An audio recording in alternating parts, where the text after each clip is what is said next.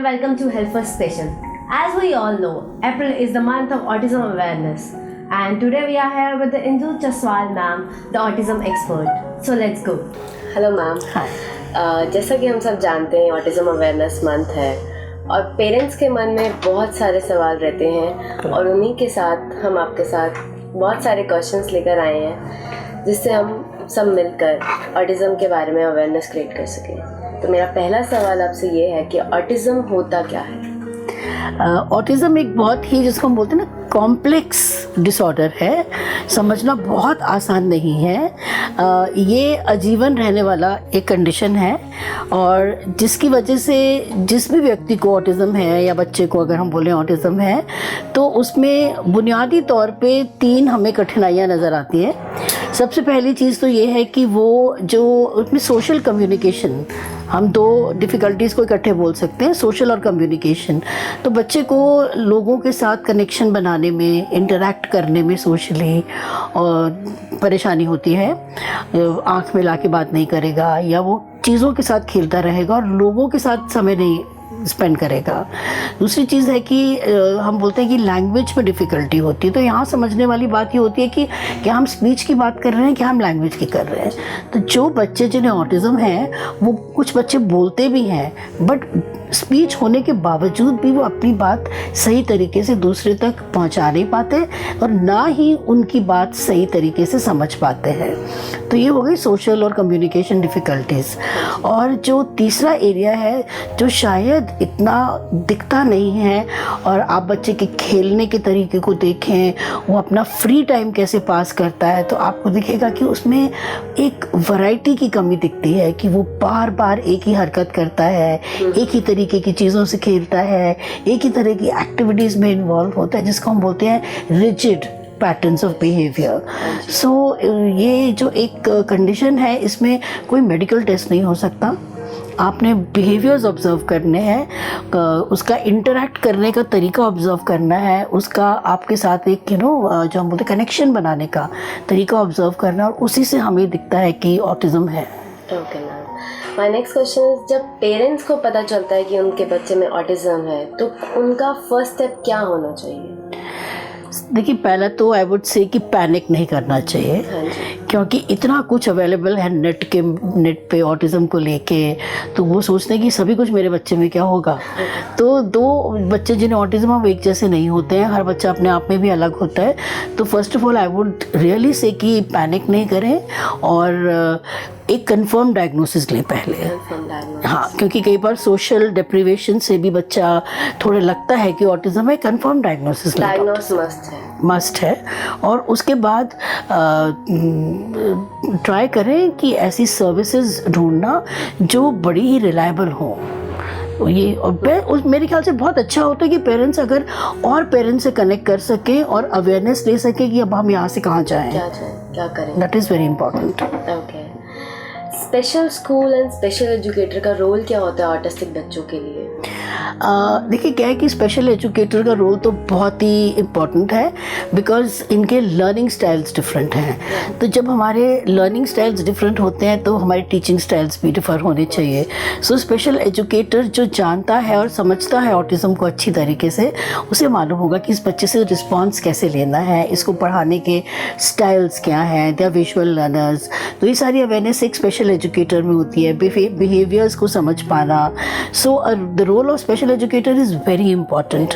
And also अगर हम देखें कि हम स्पेशल स्कूल की बात कर रहे हैं तो स्पेशल स्कूल में भी ऑटिज़म, आई वुड से कि इट्स वेरी डिफ़िकल्ट कि आप हर स्कूल में ऑटिज़म एक्सपर्ट्स ले आएंगे, लेकिन जो वहाँ के एजुकेटर्स हैं उनको काफ़ी कुछ ऑटिज़म से कनेक्टेड सीखना होगा क्योंकि एक बच्चा जैसे इंटेलेक्चुअल डिसेबिलिटी है, उसके लर्निंग स्टाइल डिफरेंट होंगे ऑटिज़म से।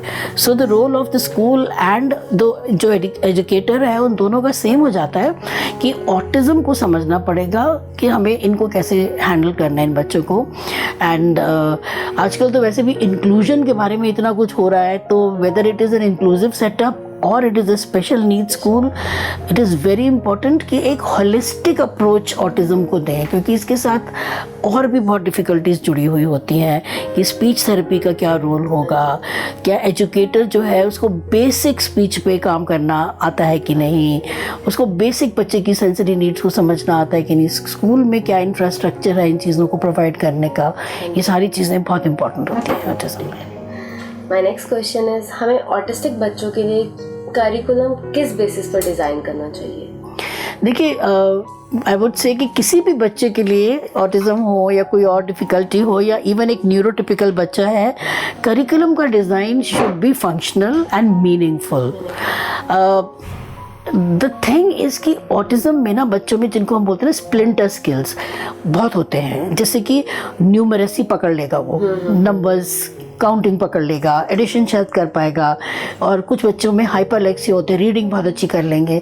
लेकिन हमने उनके करिकुलम में देखना है कि मीनिंगफुल है कि नहीं, कि अगर वो बच्चा कर रहा है मैथ्स तो उसको समझ कितना आ रहा है, क्या उसकी brain like a computer, like a calculator काम कर रही है, कि उसको मीनिंग भी। तो कॉन्सेप्ट डेवलपमेंट इज़ समथिंग जिस पे बहुत काम करना है हमें करिकुलम में। Focus has to be on like concept development. And the other thing is कि हम लोग कई बार बोलते हैं कि ना मीडियम ऑफ इंस्ट्रक्शन क्या है, हिंदी है, इंग्लिश है, मराठी है, पंजाबी है। Medium of instruction is language, and language is the difficulty area in autism. So curriculum में language component तो होना ही चाहिए है, and it should be very meaningful. Generalization पे बहुत काम होना चाहिए. How to transfer scholastic goals into functional goals, इस पे बहुत काम होना चाहिए. That is very important. Yeah. Okay, my next question is, autistic बच्चों के लिए टीम वर्क इम्पोर्टेंट क्यों है इतना?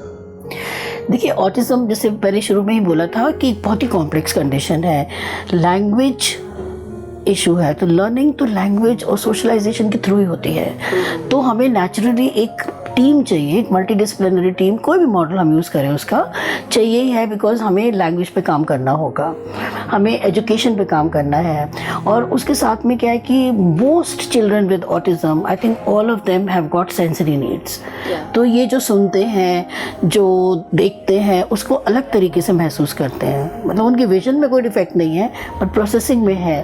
तो वो बहुत इंपॉर्टेंट हो जाता है कि एक बच्चा अगर क्लासरूम में बैठा है और वो ध्यान ही नहीं दे पा रहा, उसकी प्रायोरिटी लाइट है और उसकी प्रायोरिटी विजुअल है, तो वो डिस्प्लेज हैं क्लास में, उनको देख रहा है, टीचर ने कोई बहुत सुंदर सा नेकलेस पहना है, उसकी तरफ ध्यान दे रहा है। तो जब तो एक हॉलिस्टिक अप्रोच चाहिए होगी, तो हमें वो सेंसरी इंटीग्रेशन थेरेपी, एक अच्छा ऑक्यूपेशनल थेरेपिस्ट, स्पीच जो जानता है सिखाना, लैंग्वेज जो जानता है सिखाना, और साथ में special education it is required. Behavioural issues होते हैं, तो आप चाहे बोल दो कि साइकोलॉजिस्ट चाहिए, चाहे एजुकेटर चाहिए जो बिहेवियर मैनेजमेंट जानता है। तो एक very important multidisciplinary team is very important. Okay, autistic बच्चों के आसपास का एनवायरनमेंट कैसे और क्यों इम्पोर्टेंट है उनके डेवलपमेंट में? आई थिंक बहुत इम्पॉर्टेंट है, बिकॉज वो जो परसीव करते हैं, जो महसूस करते हैं, इस दुनिया को अपने ही नज़रिए से देखते हैं। वो प्रायोरिटी किसी और चीज़ को देते होंगे जिसको हम नहीं देते। तो ये है कि उनके जो आसपास का एनवायरनमेंट है वो इस तरीके का होना चाहिए कि बच्चा उसमें कंफर्ट फील करता है। बहुत ज़्यादा मतलब कंफर्ट इज़ वेरी इंपॉर्टेंट। तो इसीलिए हम अगर उसका एनवायरनमेंट जो है वो बहुत ज़्यादा उससे एक्सपेक्टेशन रख रहा है, सोशल एक्सपेक्टेशन रख रहा है, या उसमें बहुत क्लटरिंग है, फॉर एग्जांपल एक क्लासरूम है, उसमें बहुत डिस्प्लेज हैं, बहुत चीज़ें फैली हुई हैं, तो वो एक बच्चा और जहाँ बहुत साउंड है, तो वो बच्चा जो है उसको काफ़ी डिफ़िकल्टी हो सकती है। वो शादी पे जाता है, किसी अम्यूज़मेंट पार्क में जाता है, स्मेल्स हैं, साउंड्स हैं, लोग हैं, all this is challenging. So we need an environment which is autism friendly. That's very very important. तो उसके लिए हमें टीचर्स और पेरेंट्स को सेंसिटाइज करना पड़ता है कि how to create that autism friendly environment. Okay, my next question है, क्या ऑटिस्टिक बच्चे अपने पीयर ग्रुप, फैमिली, सोसाइटी से इमोशनली और सोशली कनेक्ट कर पाते हैं? आई वुड से कि उनमें ये सारे इमोशंस होते हैं, but how to connect is what has to be taught.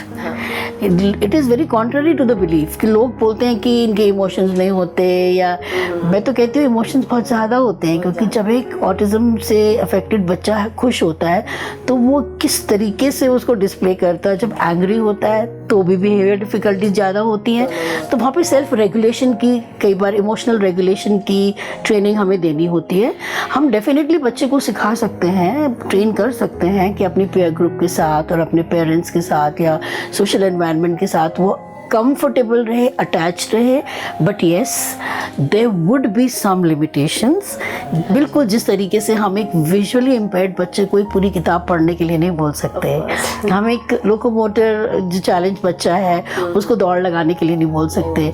It's the same thing कि how can we even expect a child with autism to have so called normal social interactions, but we can try to जो best potential है वहाँ तक हम पहुँच सकते हैं।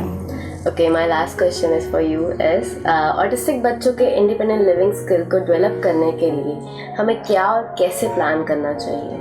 I think पहली चीज़ तो ये है कि हम जब प्लान करते हैं बच्चे की इंडिपेंडेंट लिविंग, बिकॉज वो सबसे इम्पॉर्टेंट स्किल्स है वेरी इंपॉर्टेंट थिंग। यस बिल्कुल, ADL है, जब वो बड़ा होगा तो इंडिपेंडेंट लिविंग स्किल्स होंगे जिसमें even things like independent movement, ये सारी चीज़ें आएंगी।